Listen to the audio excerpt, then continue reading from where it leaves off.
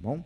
Agora vamos para o estudo da nossa lição de hoje, e nós vamos falar a respeito da dispensação da lei, e ao final, o nosso objetivo é que nós possamos entender o que foi a dispensação da lei, compreender como Jesus Cristo era retratado nesse período da dispensação da lei, e perceber que essa dispensação, ela apontava para a pessoa de Jesus Cristo. Obrigado, minha querida, Deus o abençoe. O irmão Walter, ele vem com essa série de estudos, ele já vinha tratando a respeito disso, já falou a respeito de outras 4 dispensações, e esta é a 5ª, dispensação da lei. Então é um período de tempo específico, onde Deus se relacionou com o homem de uma maneira muito peculiar, de uma maneira muito própria, de uma maneira muito especial. E para que a gente compreenda, nós temos que voltar um pouquinho, né, nas lições anteriores, e relembrarmos que a dispensação anterior foi a da promessa, aquela onde Deus, ele chama Abraão e faz uma promessa para Abraão, e essa promessa depois, ela é reafirmada para os descendentes de Abraão, para Isaac e para Jacó. E ali estava o relacionamento de Deus com o homem, baseado nas promessas.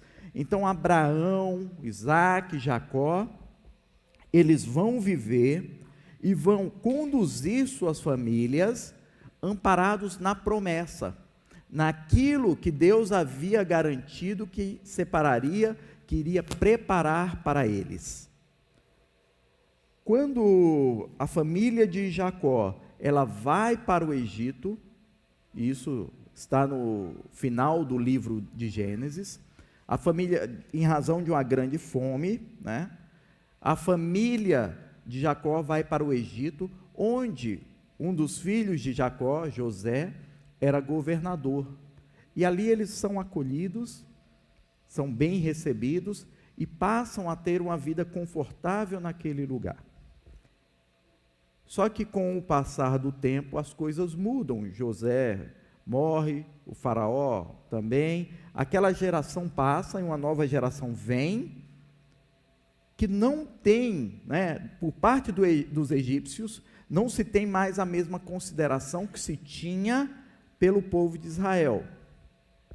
E o povo de Israel que estava ali, que foi para ficar por um período, que era o período de seca, o período de escassez, ali permanece, se esquece da promessa que Deus havia feito, se esquecem da promessa que Deus havia feito, que havia uma terra própria para eles, que eles viveriam num lugar que seria um lugar com fartura, com riquezas. Não, porque ficou cômodo.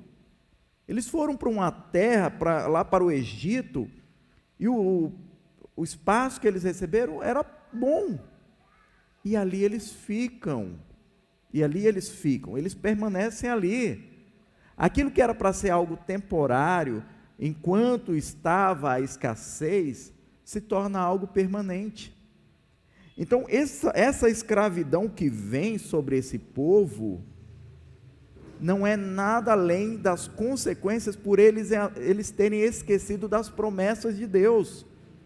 Então 430 anos eles ficam ali, não que foram 430 anos escravos, essa figura do escravo na vida deles surge durante esse período, porque se ao término daquele período difícil, eles tivessem voltado e falado, Deus tem promessa para nós, tem uma terra para nosso povo, tivessem levantado dali e ido para aquela terra que Deus havia prometido, nada disso teria acontecido.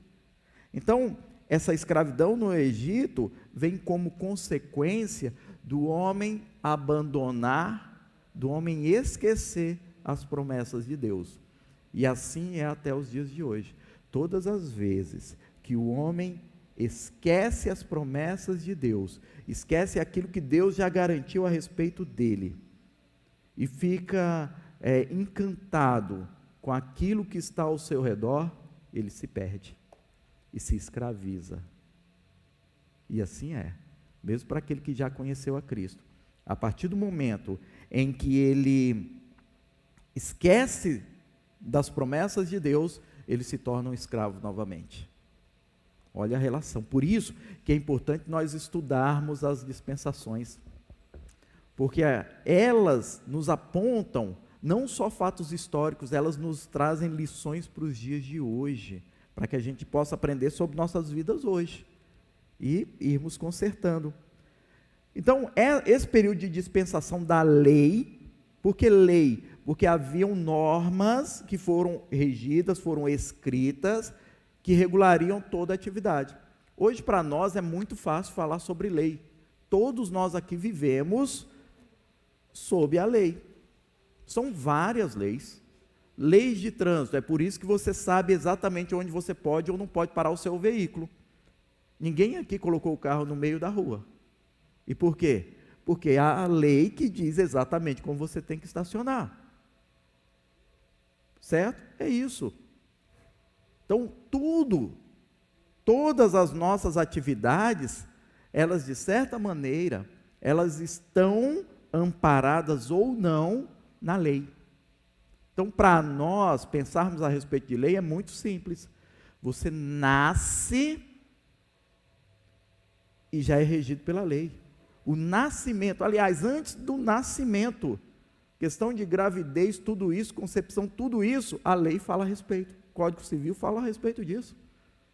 Nasceu tudo que diz respeito, desde a filiação, alimentos, educação, trabalho, tudo está na lei. Morreu, a lei diz como é que se procede. A lei determina, faleceu, tem que ser sepultado. É por isso que os corpos não são deixados nas calçadas. Tudo está regido pela lei. Então, para nós, isso é algo simples, é natural.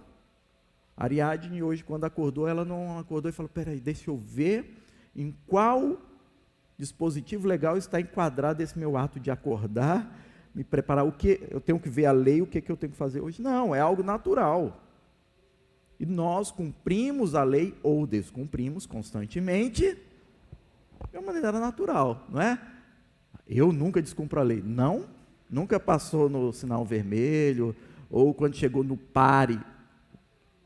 O que eu disse? Qual foi a palavra que eu falei? Pare, não é diminua. Não é, Valdir? Diminua, né? Olhe para os dois lados e acelere. Não é, é pare. A lei diz pare, cumpra-se. Não, mas não vinha carro, não vinha nada.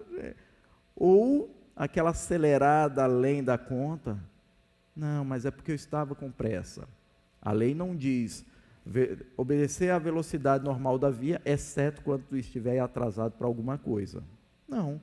Lei é lei. Ou se cumpre ou não se cumpre. Não existe meio termo, jeitinho. Você pode até, no caso do trânsito, tentar convencer o guarda, né? Jogar lá o seu 171, o que não vai colar, mas pelo menos você tentou, né? Errado, mas tentou. Então, amados, a lei, ela vem, Deus estabelece a lei para que o povo passasse a ter um outro parâmetro. Por quê? A promessa, quando Deus fez a promessa, o homem, ele não aderiu adequadamente. Então Deus olhou e falou, vou ter que colocar tudo por escrito. Não é? E é por isso que até hoje as coisas são postas por escrito. É por isso que nas praças tem os passeios, tem as calçadas e tem uma plaquinha dizendo que não pode pisar na grama. Não é? Porque, apesar de ser óbvio que você tem que andar pela calçada, se faz necessário colocar uma plaquinha, não pise na grama. Justamente por isso. Porque o homem, ele falhou na promessa, em viver com base na promessa. Aí Deus estabelece a lei. Então fala, vou colocar por escrito, tá? Vou escrever, porque aí vocês vão entender melhor e vão se adequar. Então, o período da dispensação da lei começa, oficialmente, né? Vamos colocar essa palavra, mas começa ali no Monte Sinai, quando Deus entrega a Moisés as normas que deveriam ser observadas por aquele povo. Isso está no livro do Êxodo, no capítulo 19, no versículo 3. Êxodo 19, 3. E diz assim: E subiu Moisés a Deus, e o Senhor o chamou do monte, dizendo: Assim falarás à casa de Jacó, e anunciarás aos filhos de Israel. Então, aqui é o momento que Deus fala: olha, você vai falar isso para o povo. E na sequência, Deus começa a estabelecer as normas, as regras que aquele povo deveria seguir. Tanto é que o próximo capítulo aqui é onde estão aquelas normas mais pungentes, mais claras, mais evidentes, que no capítulo 20 nós temos os 10 mandamentos. Então, os 10 mandamentos estão no capítulo seguinte, mas só que são várias outras normas que depois seriam estabelecidas. Deus passaria para o povo como regras de cumprimento obrigatório. A partir de agora vocês vão ter que fazer isto, vocês vão ter que andar assim. É isso que trata. Ou seja, então é um momento em que eles já estão no deserto, eles vão ao Monte Sinai. Só que se a gente volta um pouco, ainda no livro de Êxodo, nós vamos perceber que ainda no Egito, no momento em que Deus está preparando a saída do povo, ele já começa a preparar também o povo para viver essa nova forma de relação. Então, quando Deus estabelece a Páscoa, ele já diz: olha, vocês vão ter que sacrificar um cordeiro e vão juntar a família. Se o cordeiro for muito grande para uma família, juntam duas, mas tem que haver o sacrifício. Vocês vão ter que passar o sangue na porta. Isso ali é uma norma. Deus está estabelecendo uma regra, está ditando uma lei. Vão ter que passar, aspergir o sangue na porta. Se não tiver o sangue na porta, haverá consequência, que vai ser a morte do primogênito. Então, é uma regra, uma norma. Então, o povo está sendo preparado para viver essa nova etapa. Então, esse período, ele começa no Monte Sinai, mas já estava sendo preparado antes da saída do povo do Egito. E até quando vai esse período? Esse período vai até a morte de Cristo na cruz do Calvário. Então, foram cerca de 1.400 anos que durou a dispensação da lei. Então, começa lá no Monte Sinai, vai até o momento em que Cristo entrega a sua vida ali na cruz. Então, esse período da dispensação, ele se inicia num momento em que Deus chama o homem, chama o ser humano, para um conserto agora de uma maneira mais palpável. Aquilo que antes era com base nas promessas de Deus, agora vai ter como parâmetro a norma, a lei, a legislação. Só para vocês entenderem. E uma série de rituais, uma série de personagens são inseridas nisso para que a humanidade fosse preparada para o que viria depois. Então, esse período da dispensação da lei, amados, o período da lei, na verdade, ele prepara algo. Ele prepara aquilo que viria 1.400 anos depois. É por isso que para nós o Antigo Testamento ele é importante. É por isso que nós estudamos o Antigo Testamento. E você talvez já tenha ouvido mais de uma vez alguém dizer: não, o Antigo Testamento era para os israelitas. Para nós é o novo, é o período da graça. Mas eu só posso compreender tudo que representa a graça se eu tiver uma compreensão mínima da lei. Então, quando você ouvir alguém dizer, não, Antigo Testamento não é para a igreja, Antigo Testamento é só histórico, sai de perto, sério, porque vem heresia por aí. Sai de perto, porque vem heresia por aí. Quando eu ministrei ainda há pouco a respeito dos dízimos e ofertas, eu li Malaquias, que é Antigo Testamento. Não, mas isso aí era para os... Não, os princípios continuam os mesmos. Os princípios continuam os mesmos. Ah, mas no Novo Testamento não está expresso dizendo, tem que trazer... Porque não se fez necessário, porque o princípio que estava contido naquela lei, ele continua em vigor. É por isso que eu tenho facilidade de voltar lá, ler o Antigo Testamento e perceber o que eu preciso mudar na minha vida hoje. Não é que eu estou me colocando sob o jugo da lei, porque eu não abro mão da graça de Deus, mas é a maneira que eu tenho de compreender coisas que são importantes até os momentos de hoje. Então, por meio dos mandamentos, por meio daquelas normas, Deus nos apresentou a santidade dele. Então, se você lê os mandamentos, você vai perceber ali que está tratando a respeito da santidade de Deus. Depois em casa leia aqui os 10 mandamentos no capítulo 20 de Êxodo. Fala sobre santidade, sobre a santidade de Deus, como nós temos que nos relacionar com Ele, e como filhos dEle, como nós temos que nos relacionar entre nós. Está falando sobre santidade de Deus. Vamos para Levíticos, no capítulo 11, versículo 45. Levíticos 11,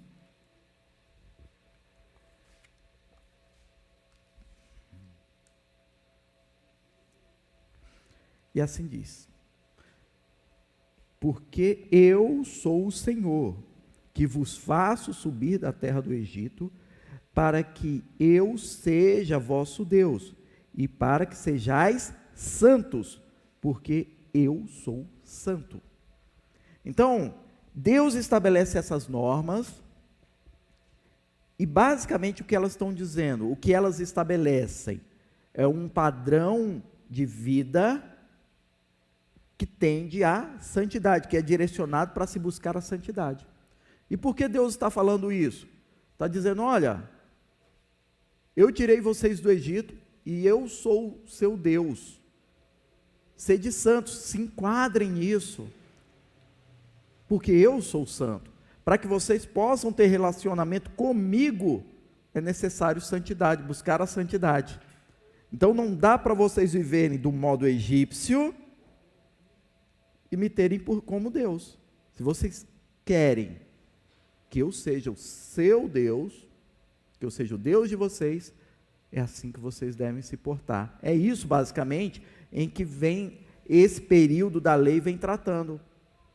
Outra questão, a lei, amados, olha só, a lei, ela não veio com o poder de aperfeiçoar as pessoas. É por isso que mesmo você conhecendo, agora já trazendo para o nosso dia a dia, né, para nossa realidade, para questões civis, mesmo você conhecendo as normas, você continua quebrando as normas. Mesmo conhecendo as leis que regem o convívio social, de vez em quando você dá uma quebradinha de, mas é bobagem. Sim, mas você continua. Você não anda certinho, 100% na lei.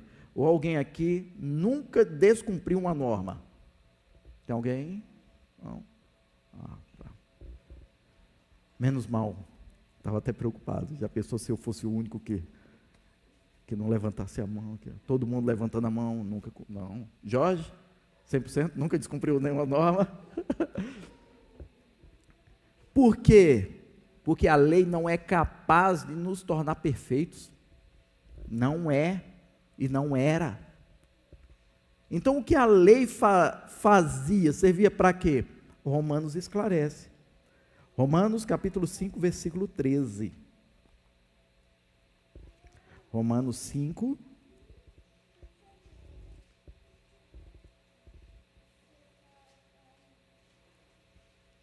versículo 13.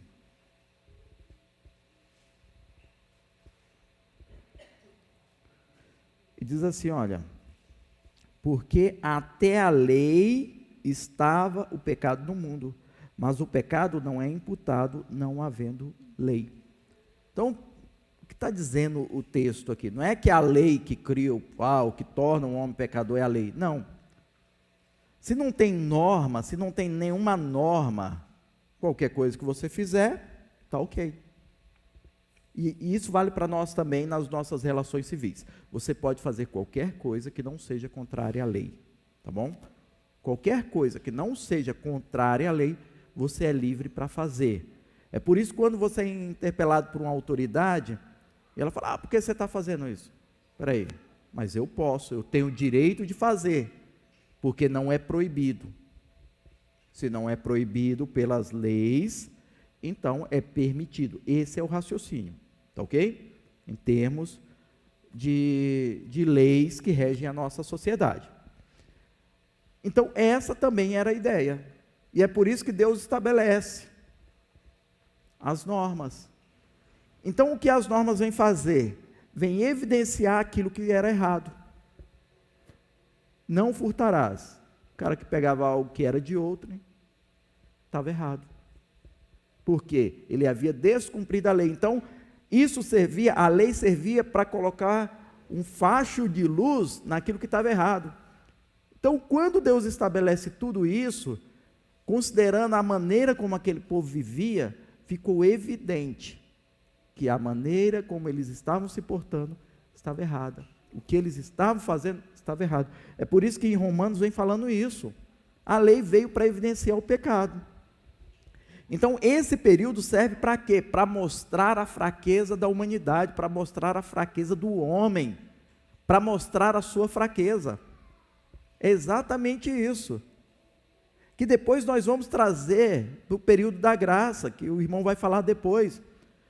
Mas só que é justamente por termos essa compreensão do período da lei, que a gente tem essa compreensão de que nós continuamos errando. Por mais que você tenha boas intenções, eu tenho certeza que todo mundo aqui tem boas intenções, ninguém é aquele coração peludo, tá? Né? Ou coração gelado, como diziam lá os ursinhos carinhosos, tá? Não, você olha, você é uma boa pessoa, apesar de você fazer algumas coisinhas más, tá? Mas o que evidencia essa coisinha má que você faz às vezes, é justamente a noção que você tem do que é certo, daquilo que Deus espera a seu respeito, daquilo que Deus quer que você faça. Aí você,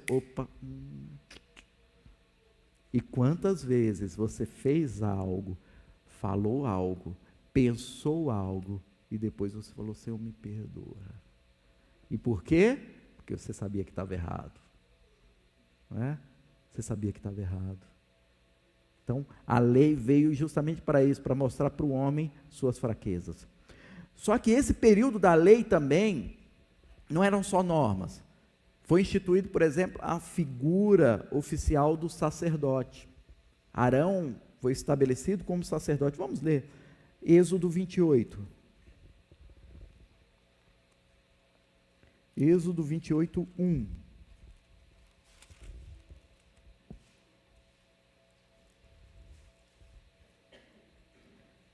Assim diz, olha, depois tu farás chegar a ti o teu irmão Arão e seus filhos com ele, do meio dos filhos de Israel, para me administrarem o ofício sacerdotal, a saber, Arão e seus filhos, Nadab, Abiú, Eleazar e Itamar. Aqui Deus separa Arão e seus filhos para serem os sacerdotes. Quem eram os sacerdotes? Eram aqueles que cuidariam do ritual religioso de apresentar a Deus as ofertas, apresentar a Deus o holocausto, pedindo pelo povo. Seriam os intermediários, aqueles que fariam esse papel de levar, tá ok? A mensagem de arrependimento do povo para Deus. Essa era a função do sacerdote. E eles cuidavam de toda a parte religiosa, de toda a estrutura. Então, aqui passa a haver uma estrutura religiosa, amados. Há uma estrutura religiosa, porque há a figura do sacerdote. Haviam agora rituais que deveriam ser seguidos. Então, mais uma coisa que, trazendo para os dias de hoje, serve para colocar por terra aquela ideia: eu não preciso ir à igreja, eu posso servir a Deus sozinho em casa.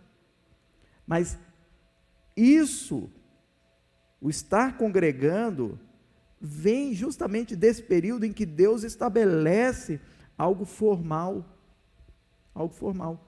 Isso não quer dizer que o povo, a partir do momento que se estabeleceu o sacerdócio, podia fazer o que quisesse. Não. Mas havia um momento em que se parava para o culto. E começa aqui. Então, aqui, de uma maneira formal, é estabelecido um momento de culto. Viu? Então, mais uma vez, você tem que ficar atento com aquilo que você ouve, com as visões que alguns têm, porque você tem que buscar fundamento na palavra do Senhor. Então, é estabelecido o sacerdócio, e o sacerdote, ele fazia os sacrifícios, que era para perdão dos pecados, para cobrir os pecados, e isso também nos aponta a algo referente a Deus, que apesar dos erros que eram evidenciados pela lei, apesar de toda a falha humana, Deus havia possibilitado perdão, possibilitado algo que daria condições do homem continuar tendo relação com Deus. Então, a figura do sacerdote, a figura ali do holocausto, e tudo aquilo que era feito, simboliza justamente isso, o amor de Deus, o perdão de Deus sendo oferecido. Então, havia essa possibilidade. E também, durante todo o período do Antigo Testamento, a partir de então, nós teremos depois a figura do profeta, que apesar de haver a lei, apesar de as normas estarem escritas, Deus levantava de tempos em tempos profetas para alertar o povo: olha, vocês estão descumprindo a lei, vocês estão abandonando Deus, voltem-se para o Senhor.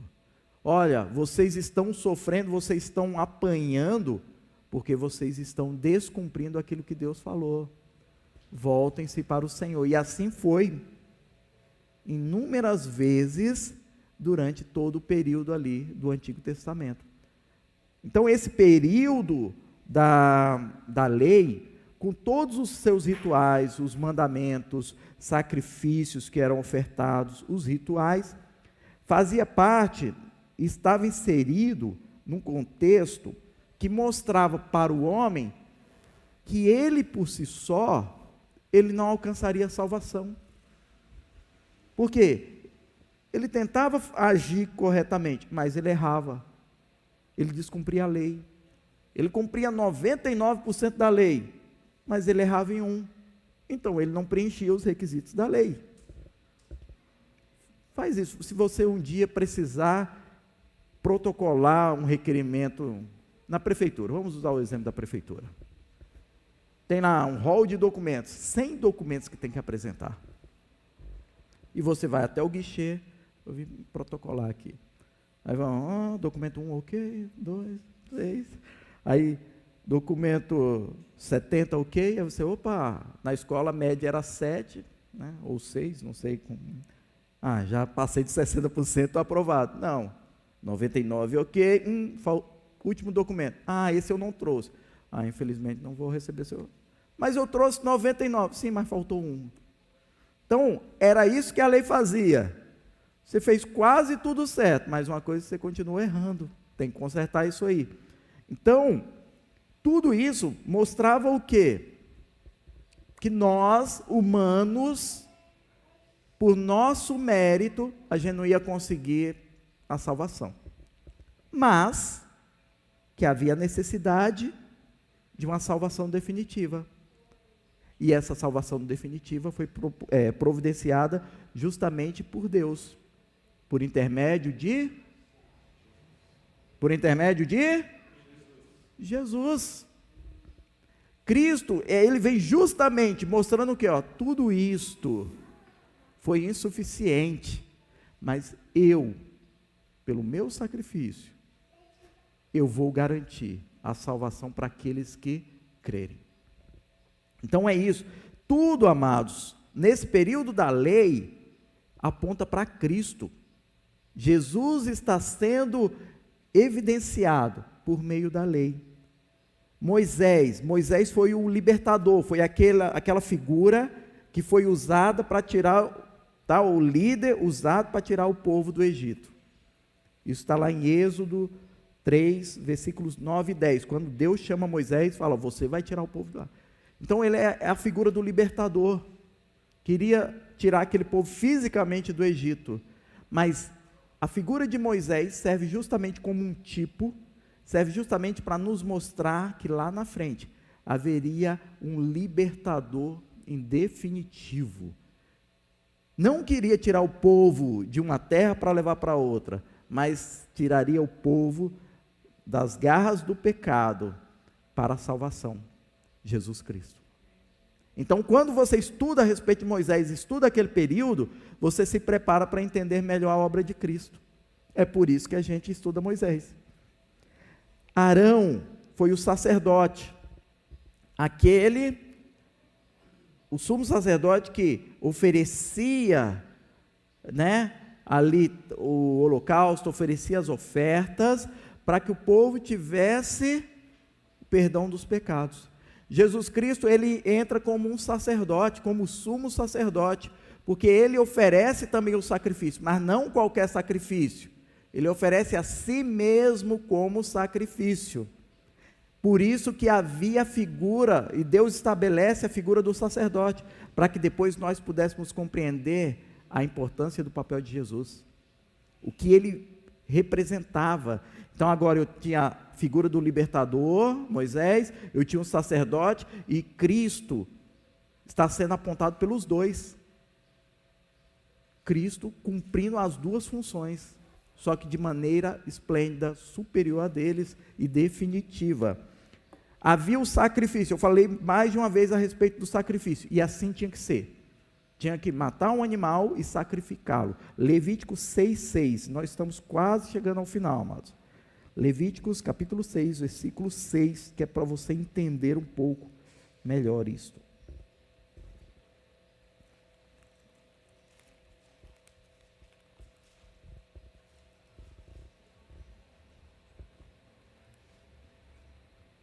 Levíticos capítulo 6, versículo 6 diz assim: e a sua expiação trará ao Senhor um carneiro sem mancha do rebanho, conforme a tua estimação, para a expiação da culpa, trará ao sacerdote.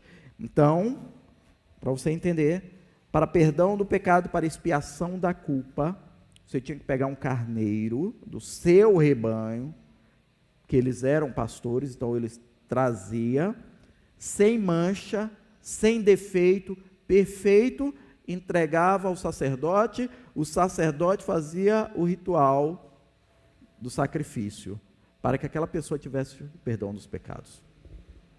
Nós já vimos que Jesus Cristo é esse sacerdote definitivo, mas havia necessidade da vítima, havia necessidade da oferta, do cordeiro sem mancha que seria sacrificado. Então aqui nós temos na expiação dos pecados o sacerdote e a vítima, e o holocausto. Aí nós vamos lá para Êxodo, voltar um pouquinho só para entendermos, Êxodo 12, versículos 3 a 7. Êxodo 12, versículos 3 a 7. Que é quando é instituída a Páscoa. Fala assim: falai a toda a congregação de Israel, dizendo: aos 10 deste mês, tome cada um para si um cordeiro, segundo as casas do pai, um cordeiro para cada casa. Mas se a família for pequena para um cordeiro, então tome um só com seu vizinho, perto de sua casa, conforme o número das almas, conforme o comer de cada um, fareis a conta para o cordeiro. O cordeiro, o cabrito, será sem mácula, sem mancha, um macho de 1 ano, o qual tomareis das ovelhas ou das cabras. E guardareis até o 14º dia deste mês, e todo o ajuntamento da congregação de Israel sacrificará à tarde. E tomarão do sangue e poluão em ambas as ombreiras e na verga da porta, nas casas em que o comerem. Então aqui é estabelecida a Páscoa, mas aqui já se estabelece, é um cordeiro sem mancha. Ele que vai ser sacrificado para esse ato de libertação.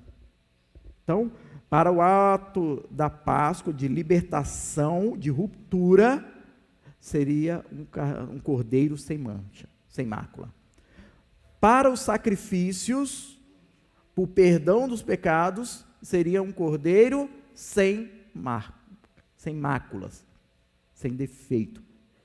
Pronto, compreenderam como teria que ser o cordeiro a ser apresentado? Não era defeituoso, não era com marcas, nada disso, era limpo.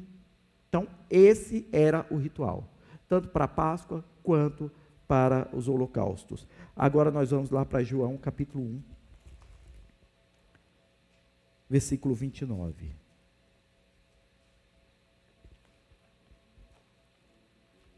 João capítulo 1, versículo 29.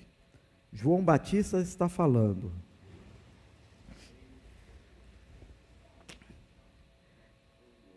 No dia seguinte, João, que é o Batista, viu a Jesus que vinha para ele. Quem foi que viu?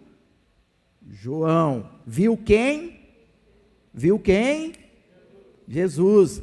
E disse: eis o Cordeiro de Deus, que tira o pecado do mundo.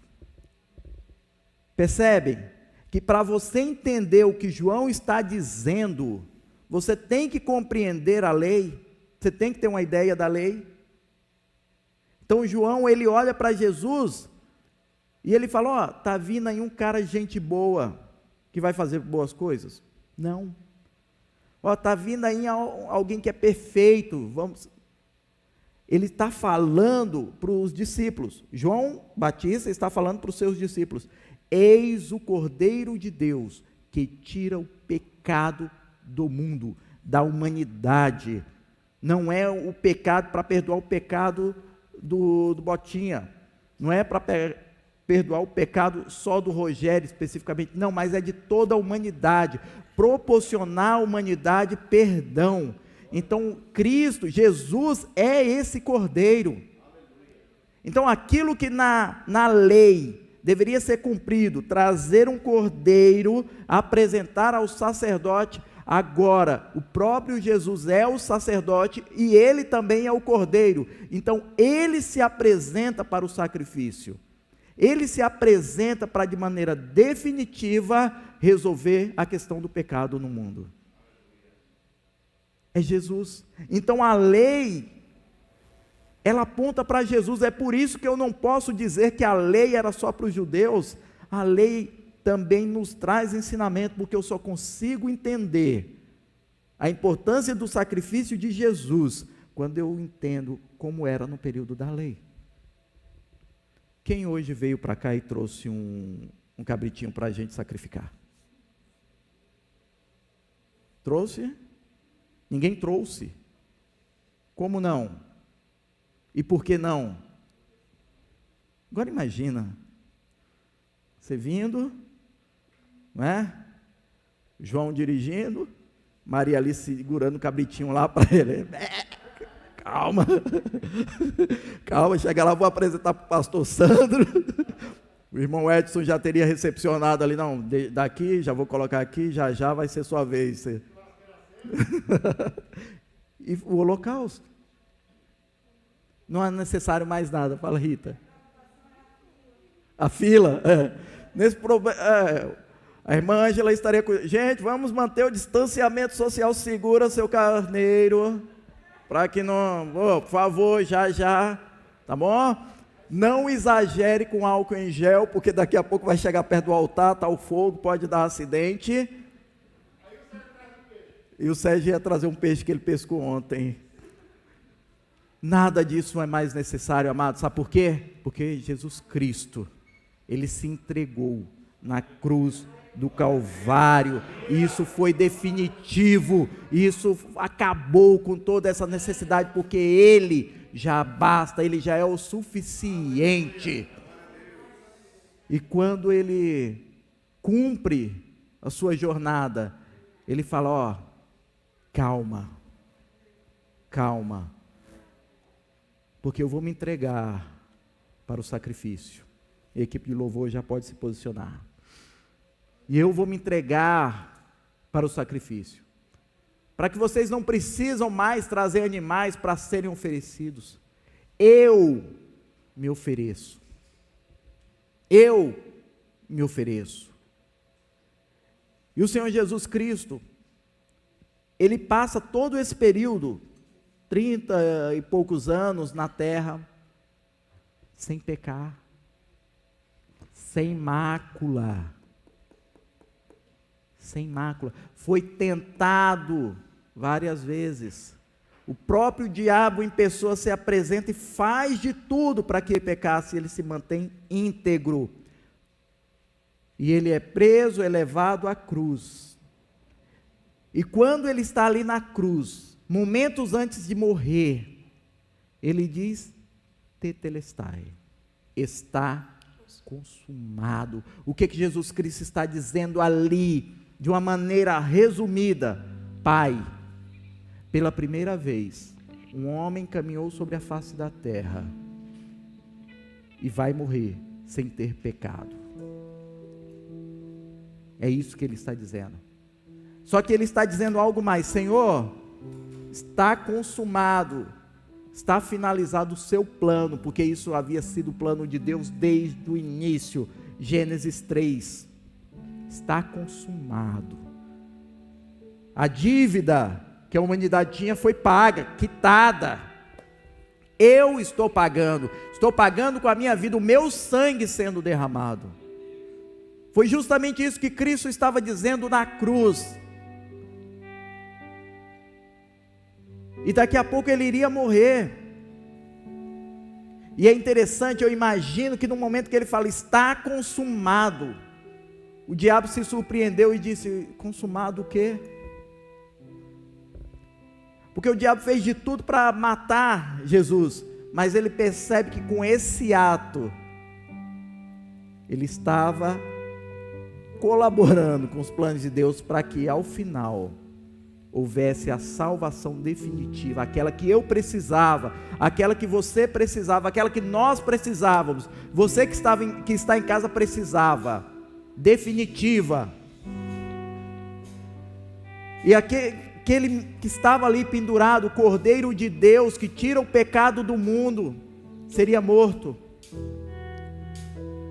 Mas não como outros líderes que morreram e acabou, mas como alguém que daqui a pouco estaria ressurreto. E o nosso Senhor, Ele morreu, mas Ele ressuscitou, como Ele já havia dito, e Ele disse, olha, eu vou para o Pai e vou preparar lugar para vocês, eu vou preparar lugar para que onde eu estiver, vocês também estejam, não acaba aqui, o lugar de vocês não é aqui, não é esse mundo, não são essas coisas, eu tenho algo muito melhor para vocês, aquilo que você nem pensa, aquilo que você nem imagina, eu preparei para você, e um dia eu venho te buscar, para você viver isso. Só que tem uma coisa, enquanto eu não vier, você vai continuar se lembrando disso que eu estou te dizendo. Enquanto eu não voltar, você não vai esquecer dessa promessa. Os patriarcas se esqueceram da promessa, Israel se esqueceu da promessa, mas vocês não vão se esquecer dessa promessa, que eu vou voltar. E como símbolo disso, constantemente vocês vão se reunir, e vocês vão partir o pão, e vão falar: olha, esse pão simboliza o corpo do nosso Senhor, que foi morto. E vocês vão tomar do cálice, e vocês vão olhar e vão falar: esse cálice simboliza aquele sangue do Cordeiro de Deus, que tira o pecado do mundo, que foi derramado para que eu tivesse salvação, libertação. Então, amados, a ceia não é mais um ato simplesmente, tem uma significação, tem algo próprio dela, em essência, significa tudo isso que foi dito aqui e muito mais. Quando nós participarmos da ceia daqui a pouco, nós estamos dizendo isso: Senhor, eu continuo à espera daquele momento que o Senhor vai voltar para me levar para a morada definitiva, para a Nova Jerusalém, para aquele lugar que o Senhor preparou para que eu estivesse. Senhor, o seu sacrifício na cruz foi o suficiente e definitivo para que eu tivesse vida, a verdadeira vida, a vida eterna. Então, se agora nós vamos participar da ceia, não é um ato que nós fazemos, é um ato mensal da minha igreja, não, é algo milenar, que foi passado de geração em geração daqueles que creem e continuam esperando e desejosos de que o Senhor venha para buscar os seus. E é por isso que nós dizemos: Maranata, ora vem, Senhor Jesus. Estamos dizendo o quê? Senhor, apesar de toda a tecnologia, de tudo que o mundo tem para oferecer, meu lugar não é aqui. Vem, Senhor, porque eu quero subir contigo. Vem me buscar. Eu quero ir para casa. Que a nossa casa não é aqui. Não foi essa casa que Deus deixou para nós em definitivo. Isso aqui é temporário. A nossa casa definitiva está pronta, está lá, Deus preparando para nós. E quando tomamos do pão, tomamos do cálice, nós estamos dizendo: eu continuo confiante na promessa, e eu continuo desejando viver isso. Amém. Aleluia.